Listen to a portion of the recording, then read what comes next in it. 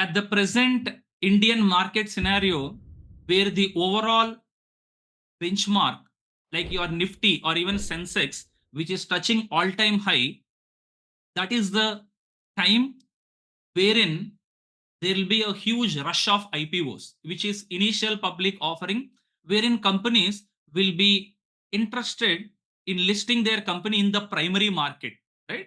In the primary market. So they wanted to ensure their company is in public, and the shares are available for all the retail investors as well, right? So right now, as there is euphoria in the stock market, we have like couple of IPOs lined up.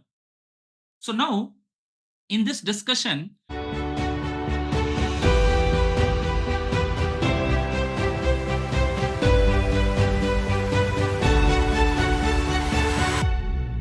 we'll be discussing couple of IPOs which looks stronger or which are like okay for applying, and which are for listing gains purpose, which means short term, right? So any company which is not stronger or does not have a strong niche, means it does not have a long term growth perspective, we should not hold it for more time, maybe like 3 years, 5 years. No, we will not hold it for long term, right? So the companies which we discuss, we'll just consider it as an educational purpose, and we'll see how the company has been doing in terms of its financials, what the company is into, right? And later on, you do your due diligence and then invest into the IPO. But as a word of caution, any IPO wherein there is a euphoria in the market, or when the market is high, when there are more number of IPOs coming, I personally consider it investing only for short term or listing gains, right? And then I come out of it, because whenever the market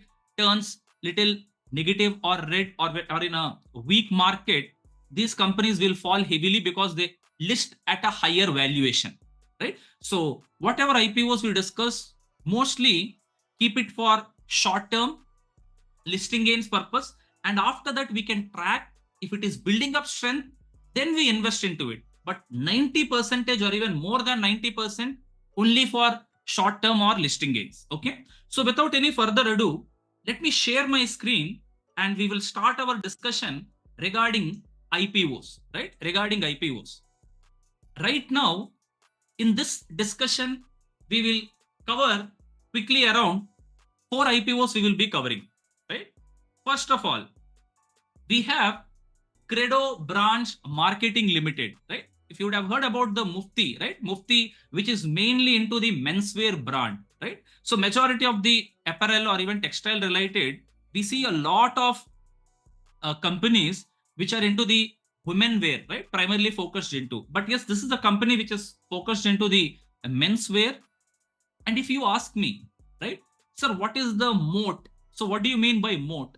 Moat is nothing but a competitive advantage in a business, right? This is coined by Mr.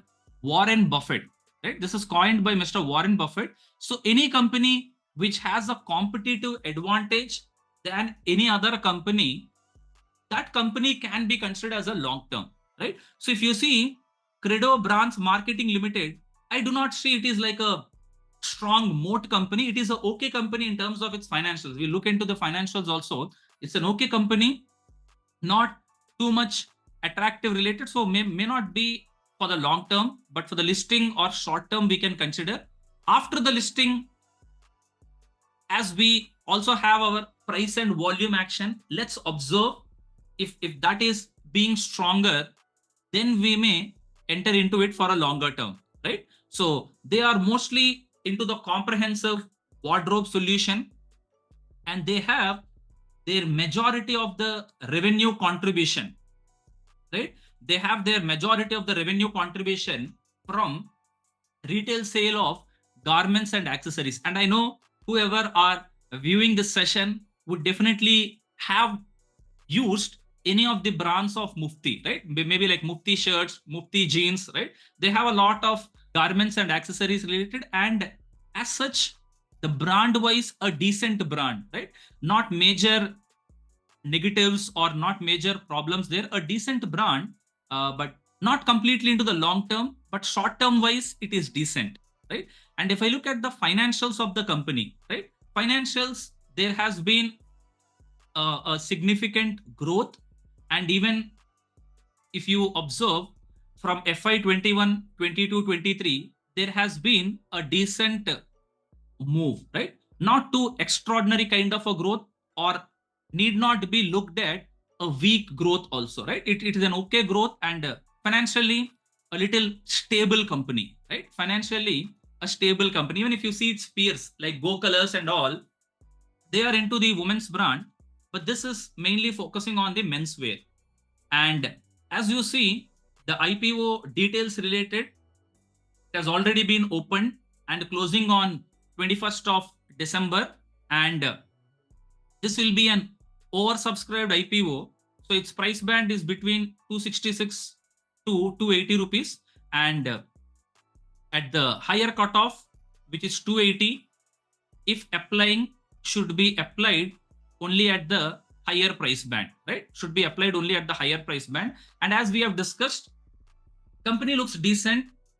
Nothing like we have to avoid this company. But instead of a long term, short term, or listing gains purpose, it looks fine. Provided on the listing day, we also have the overall market also looking decent, or if the market also is positive, we can expect some decent returns. And even, yes, in our earlier discussion, when we have discussed about Tata Technologies IPO, right, a couple of days before, in that discussion, we also discussed about how we can apply after the listing, right? Whoever did not get the IPO also can apply post listing based on our IPO listing day strategy, right? IPO listing day strategy. Second, we will be discussing about Happy Forgings Limited, right? Happy Forgings Limited. Now, this is a company which is focused mainly into auto ancillary sector, right? Auto ancillary sector. Automobiles, auto ancillary components are something very important segment to focus on, because last 3 years or even 5 years related, we did not have a very considerable growth in the entire automobile sector, but automobile has been moving in the last 3 years. In the last 1 year, 1.5 year, auto as a sector has picked up. And yes, considering the growth which is there going forward, auto is something we need to focus on. And this company, which is into the India's domestic crankshaft manufacturing sector, right? This is a mechanical component which is involved into the engines related, right? It has its significance in the ancillary sector of automobile, right? So looks okay, or a promising kind of a sector.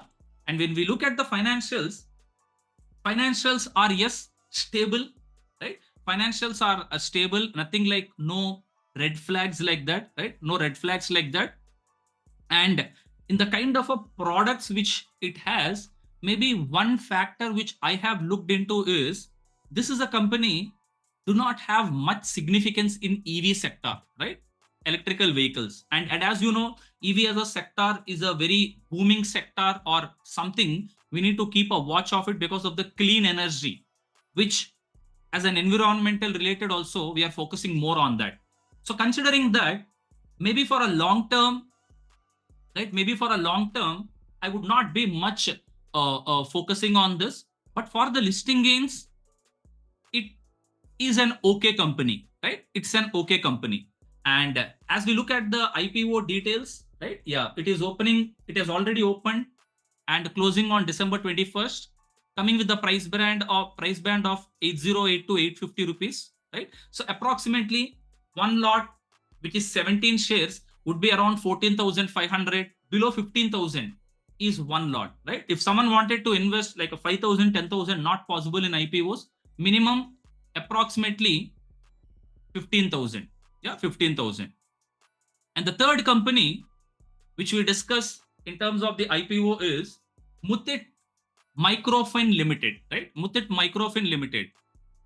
There have been couple of sessions, or even in the last couple of months also, which I've been focusing on is banks or even NBFCs is a very important segment where we can focus. And even in the secondary market, if you are investing, right? Primary market is in terms of IPO, and in the secondary market means the shares which are already available in the market for you for buying and selling, right? Banks, that to public sector unit banks, is a very cream segment where we need to focus on, because there's a lot of demand, right? There's a lot of demand, and the sector also is reviving, right? So Muthoot Microfin Limited, the NBFC space, right? So this microfinance institution provide micro loans to women customers with a focus on rural region of India, right?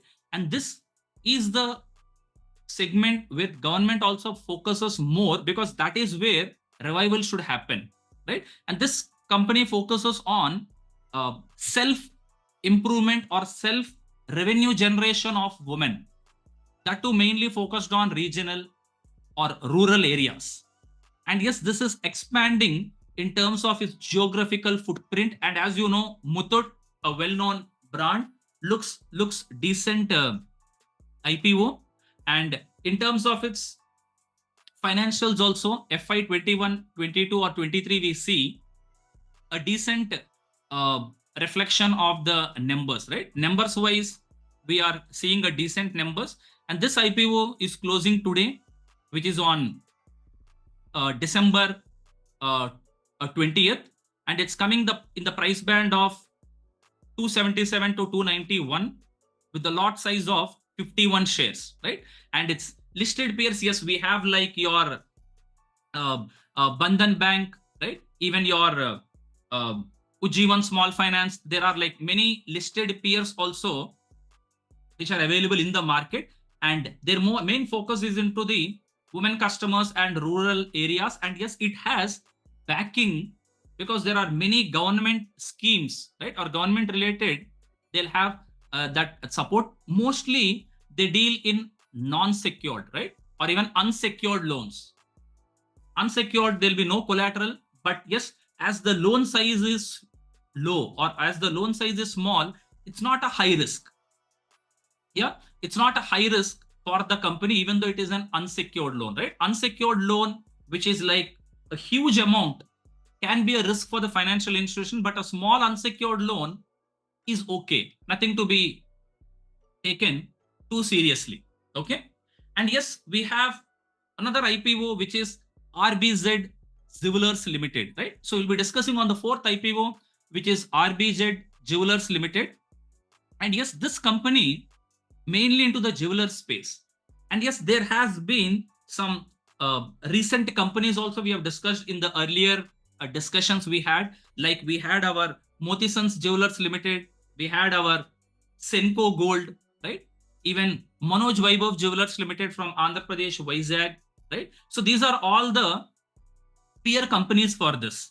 And if you ask me, sir, what is the moat here? What is the unique thing? Or is this completely different from its peers? No, it's a simple jewelry manufacturing business. So considering for the listing gains or short term, okay, depending upon the further price movement in terms of the charts, price and the volume wise, then we see whether we can invest in it or not, right? But the point to be considered here is, we recently had a discussion on Mothisons Jewellers Limited, right? Just a couple of days before.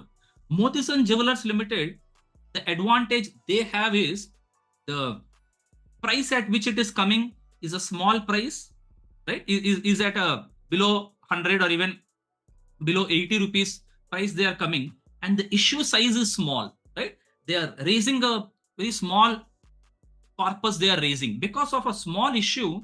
It has become very attractive, and even in the gray market premium, it has demanded a very high premium, right? But actually seeing the company specifically focused into the Jaipur, Rajasthan related, there are a lot of weakness. Even though it's a weak company, because of small size, there is a lot of demand. That's why gray market premium is also demanding more than 100% premium, right? Considering Mothisons Jewellers Limited, this company, RBZ Jewellers Limited, looks a little bit better. Yeah, it looks a little bit better. So if I just compare RBZ Jewellers with Mothisons Jewellers Limited, which both came and in the month of December, RBZ Jewellers Limited looks little bit stronger than Mothisons. But yes, Mothison's higher premium or more demand because of the small size of IPO. Yeah. So as we discussed, yes, it's a leading manufacturer of gold jewelry in India, and financials wise, uh, a decent numbers even for the last 3 years, or even the latest September wise also have been decent, right? The first half yearly data of FY24 is decent up to September. And if you see on the IPO details, right, it has already opened, yeah, is already opened, and closing on December 21st, and the price band is between 95 to 100, right? Similar like your Motisons, not as low price, but here this is also coming at a little lower price, right? 95 to 100 rupees, and the minimum order quantity is 150 shares, right? The minimum order quantity is 150 shares, right? So just to summarize on the IPOs related, right? Among the four IPOs, if you ask me, sir, any IPO which I can look at long-term holding, or should I hold it for 3 years, 5 years related? My view, right? It is my personal view. It can differ for you, or even you do your own analysis, or even consult your advisor like that. So I feel all these IPOs, because of the euphoria or because of the strength in the market, they have been coming. So not bad IPOs, but not too good IPOs. It's like an okay IPO, right? Okay kind of a companies which they are listing. So considering short term or the listing gains opportunity, we can apply with one lot, right? We can apply with one lot. Companies like Muthoot Microfin, right? Or even your RBZ Jewellers, right? Looks little bit, even your Mufti looks little bit okay, wherein we can apply, right? And even there are many other IPOs also which are coming. Even there are like a real estate company called as Suraj Estate Developers, right?